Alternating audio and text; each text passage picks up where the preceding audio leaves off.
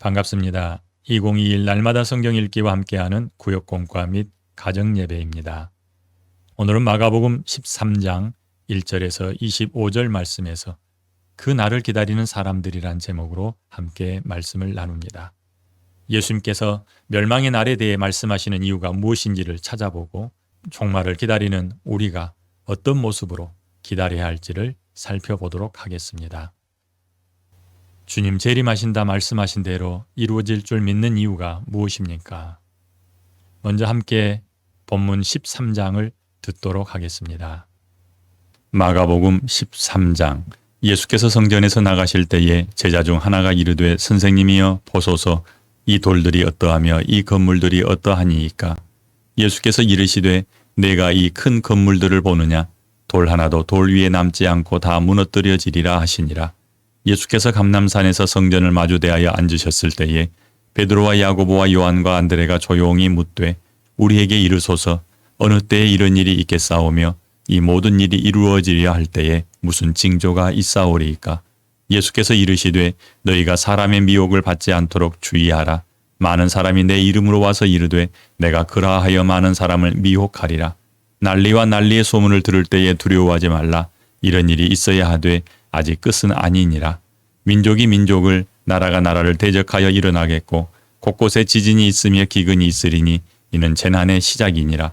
너희는 스스로 조심하라. 사람들이 너희를 공회에 넘겨주겠고 너희를 회당에서 매질하겠으며 나로 말미암아 너희가 권력자들의 임금들 앞에 서리니 이는 그들에게 증거가 되려 함이라. 또 복음이 먼저 만국에 전파되어야 할 것이니라. 사람들이 너희를 끌어다가 넘겨줄 때에 무슨 말을 할까 염려하지 말고 무엇이든지 그때에 너희에게 주시는 그 말을 하라. 말하는 이는 너희가 아니요 성령이시니라. 형제가 형제를 아버지가 자식을 죽는 데에 내주며 자식들이 부모를 대적하여 죽게 하리라. 또 너희가 내 이름으로 말미암아 모든 사람에게 미움을 받을 것이나 끝까지 견디는 자는 구원을 받으리라. 멸망에 가증한 것이 서지 못할 곳에 선 것을 보거든 읽는 자는 깨달을진저 그때에 유대에 있는 자들은 산으로 도망할지어다. 지붕 위에 있는 자는 내려가지도 말고 집에 있는 무엇을 가지러 들어가지도 말며 밭에 있는 자는 겉옷을 가지러 뒤로 돌이키지 말지어다. 그날에는 아이 벤 자들과 젖 먹이는 자들에게 화가 있으리로다. 이 일이 겨울에 일어나지 않도록 기도하라. 이는 그 날들이 환난의 날이 되겠음이라. 하나님께서 창조하신 시초부터 지금까지 이런 환난이 없었고 후에도 없으리라. 만일 주께서 그 날들을 감하지 아니하셨더라면 모든 육체가 구원을 얻지 못할 것이거늘 자기가 택하신 자들을 위하여 그 날들을 감하셨느니라. 그때에 어떤 사람이 너희에게 말하되 보라 그리스도가 여기 있다 보라 저기 있다 하여도 믿지 말라. 거짓 그리스도들과 거짓 선지자들이 일어나서 이적과 기사를 행하여 할 수만 있으면 택하신 자들을 미혹하려 하리라. 너희는 삼가라.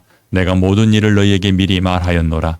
그때에 그 환난 후 해가 어두워지며 달이 빛을 내지 아니하며 별들이 하늘에서 떨어지며 하늘에 있는 권능들이 흔들리리라.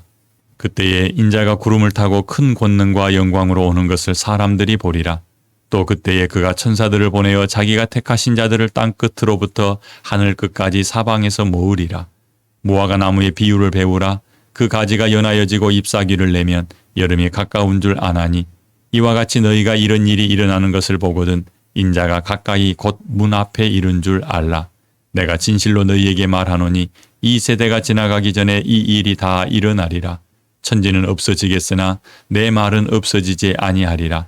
그러나 그날과 그때는 아무도 모르나니 하늘에 있는 천사들도 아들도 모르고 아버지만 아시느니라. 주의하라. 깨어있으라. 그때가 언제인지 알지 못함이라. 가령 사람이 집을 떠나 타국으로 갈 때에 그 종들에게 고난을 주어 각각 사물을 맡기며 문지기에게 깨어있으라 명함과 같으니 그러므로 깨어있으라.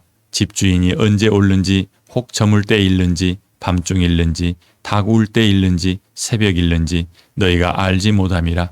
그가 호련히 와서 너희가 자는 것을 보지 않도록 하라. 깨어있으라. 내가 너희에게 하는 이 말은 모든 사람에게 하는 말이니라 하시니라. 아멘. 마가복음 13장을 읽으십시오. 예수님께서 감람산에서 성전을 바라보시며 예루살렘의 멸망과 세상의 종말을 묶어서 말씀하십니다. 예루살렘은 멸망에 가증한 것이 서지 못할 곳에 서게 될 때 망할 것입니다. 옛날에 하나님께서 다니엘 선지자를 통하여 이방 세력이 하나님의 성전을 회파하고 하나님을 욕되게 할 것임을 예언하셨습니다. 약 400년 후에 이 일은 성취되었습니다.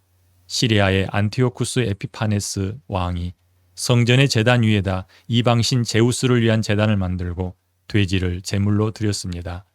이것을 가리켜 멸망하게 하는 가증한 것을 세울 것으로 표현하였습니다.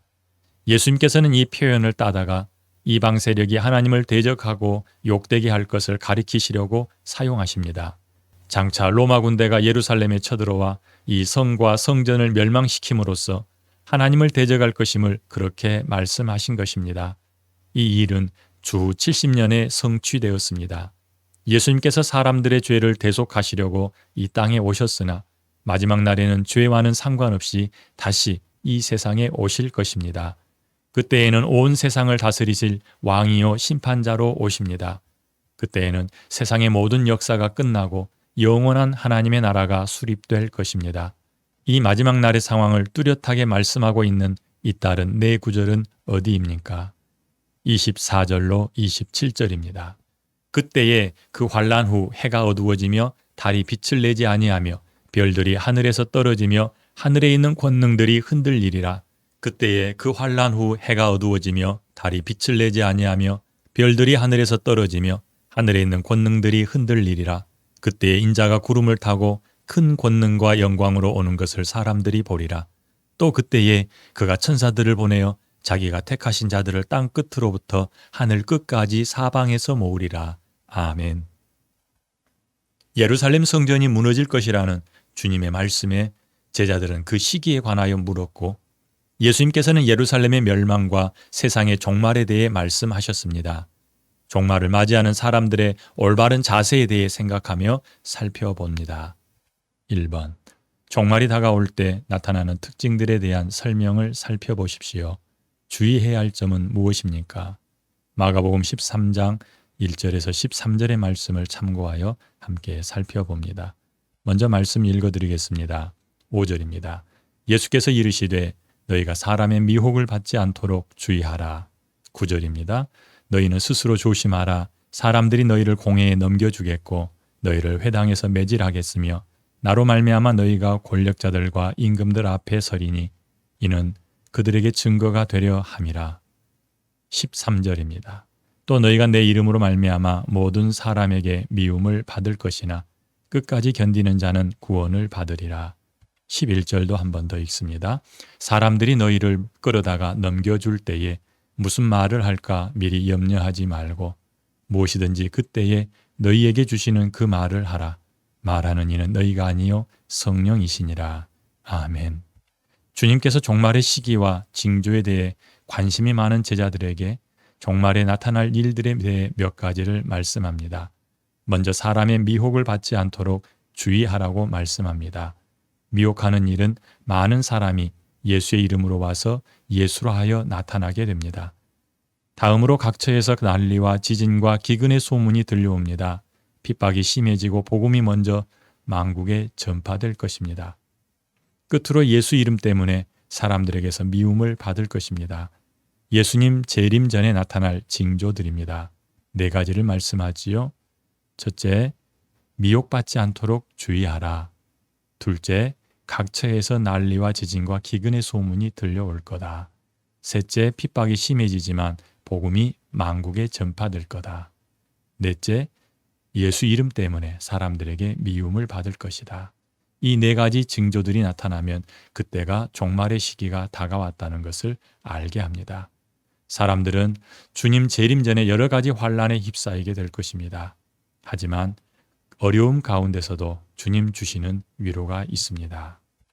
첫째는 형제나 아버지 또는 자식이 힘이 되지 않고 오히려 대적이 되어 죽게 하겠지만 도우시는 분이 계시니 그분은 성령 하나님이라 말씀합니다.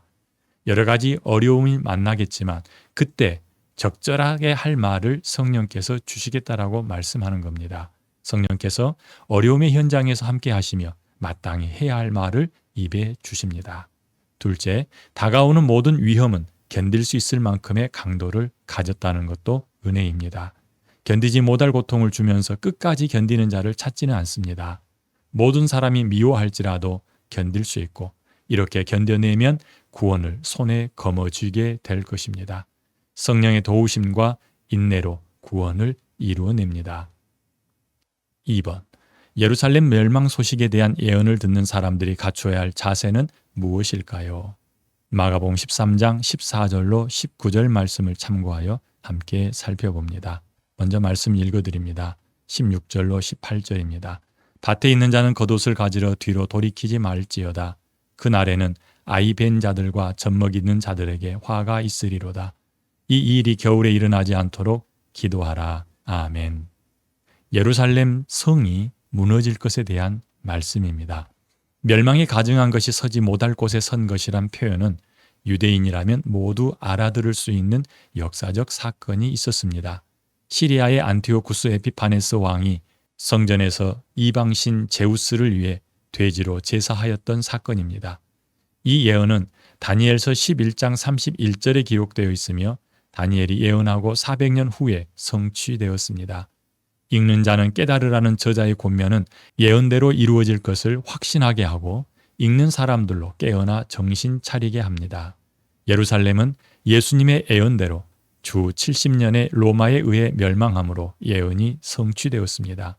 하나님께서 창조하신 시초부터 지금까지 이런 환란이 없었으니 그 날을 지혜롭게 맞이해야 할 것입니다. 그리고 예루살렘 멸망하는 과정에서도 하나님의 은혜를 경험할 수 있습니다. 약간의 조정이 가능하도록 기도할 수 있게 허락된 것, 그리고 큰 환란이 닥쳐오겠지만 그 날을 조정하시는 하나님께서 우리를 불쌍히 여기실 수 있다는 사실, 이 두 가지는 은혜 중에 은혜입니다.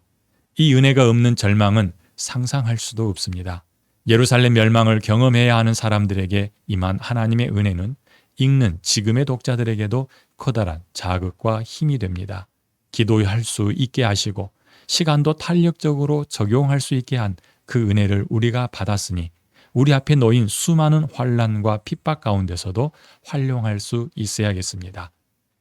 예루살렘 멸망 사건을 보면서 내 앞에 다가오는 사건들을 해석하고 적용하는 은혜가 있기를 바랍니다. 3번. 주님의 재림을 기다리는 사람들이 갖추어야 할 자세에 대해 말해봅시다. 20절로 37절을 참고하여 함께 살펴봅니다. 먼저 말씀 읽어드립니다. 34절로 37절입니다. 가령 사람이 집을 떠나 타국으로 갈 때에 그 종들에게 권한을 주어 각각 사물을 맡기며 문지기에게 깨어있으라 명함과 같으니 그러므로 깨어있으라. 집주인이 언제 올는지 혹 저물 때일는지 밤중일는지 닭 울 때일는지 새벽일는지 너희가 알지 못함이라. 그가 호련히 와서 너희가 자는 것을 보지 않도록 하라. 깨어있으라. 내가 너희에게 하는 이 말은 모든 사람에게 하는 말이니라 하시니라. 아멘.